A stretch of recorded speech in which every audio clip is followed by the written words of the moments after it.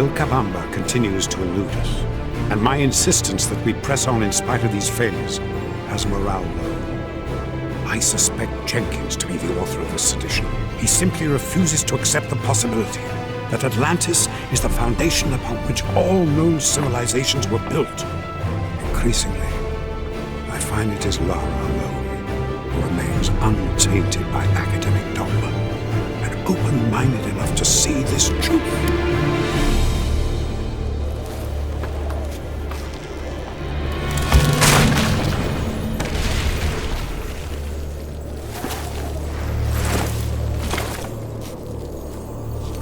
¡Lo siento!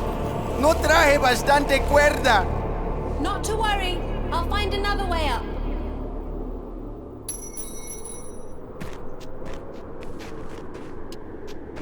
Welcome to the game commentary for Tomb Raider Anniversary.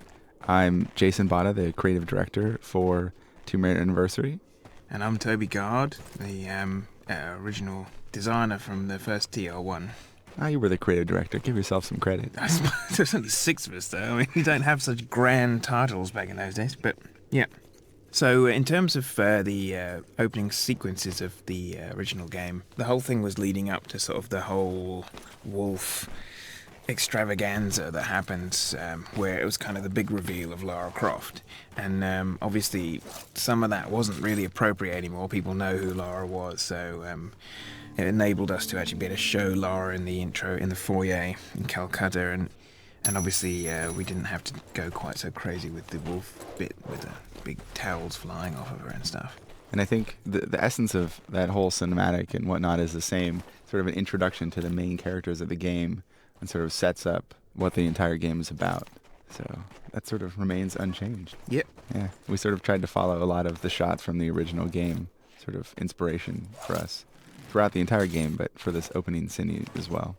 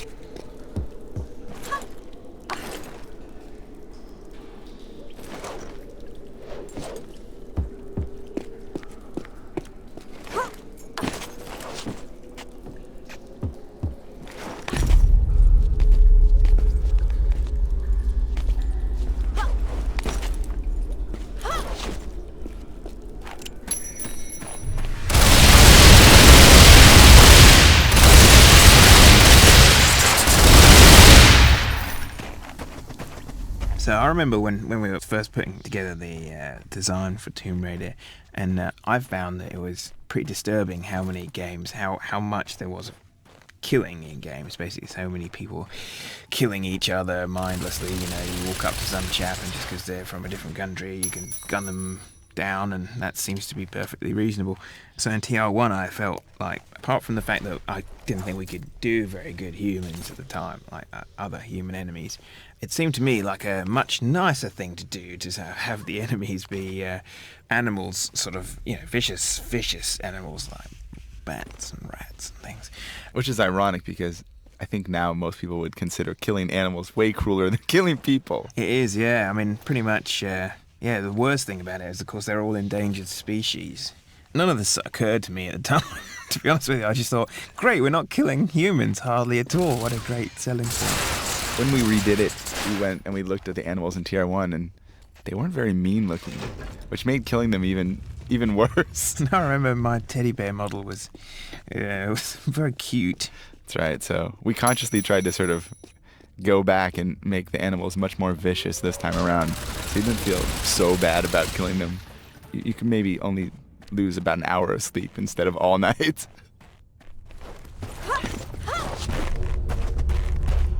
So this was one of the rooms, the Wolf Bridge room, essentially. So early on in the game, in the original Tomb Raider, where it's really just, hey look, there's going to be some big baddies that you're going to fight at some point, but you're able to sort of stand above them and shoot them to death. Laura's so mean. Yeah, well, or you could just leave them alone, I suppose. There was nothing really going on in that room in the original TR1, and I was sort of pushing for us to simply, just skip this room on the remake because it wasn't particularly significant. But yeah, I think visually it was one of the more sort of recognizable areas from TR1, though. So we wanted to keep it, but sort of change it a little bit. So I think it was you that had the idea, right, of breaking the first bridge, so that you fall down into the wolf area. Yeah. So really, basically, make life difficult for the animal lovers. So you have to kill the wolves now, or they kill you. The people who didn't kill the wolves, didn't snipe the wolves, basically get the worst deal. That's right. Plus, it makes the second bridge a little bit more intense now. That's the big one, yeah. Yeah.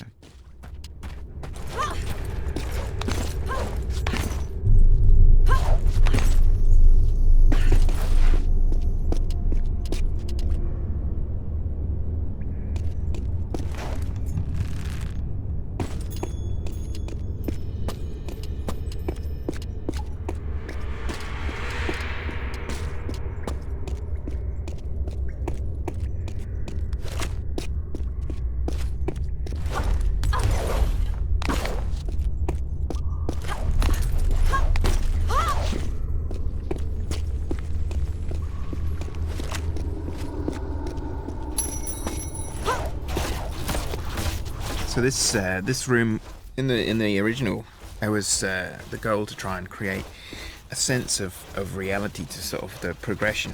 We had to separate Peru into 4 levels, but when we were designing them, we made them so that they were supposed to fit together. We tried to keep the big door at one end, and then you'd be popping out on the other side into the new level. So they were very continuous, essentially 4 continuous massive levels, but they were split into chunks.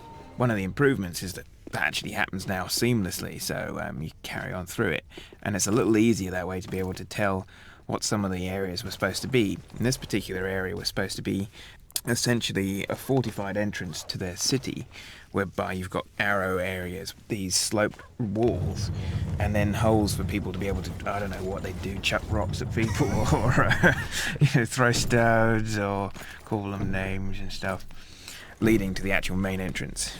Right, it was sort of the last fortitude of the Vilcabambans against the invading Spaniards. Spanish. That's right. And originally you came in sort of up top in one of the side areas and sort of worked your way around. But we felt that we really wanted to make the players play the route of the Spanish invaders, since that's essentially what Lara is. She's sort of coming in and going into the home of the natives here. So we wanted to make her run the gauntlet down the center.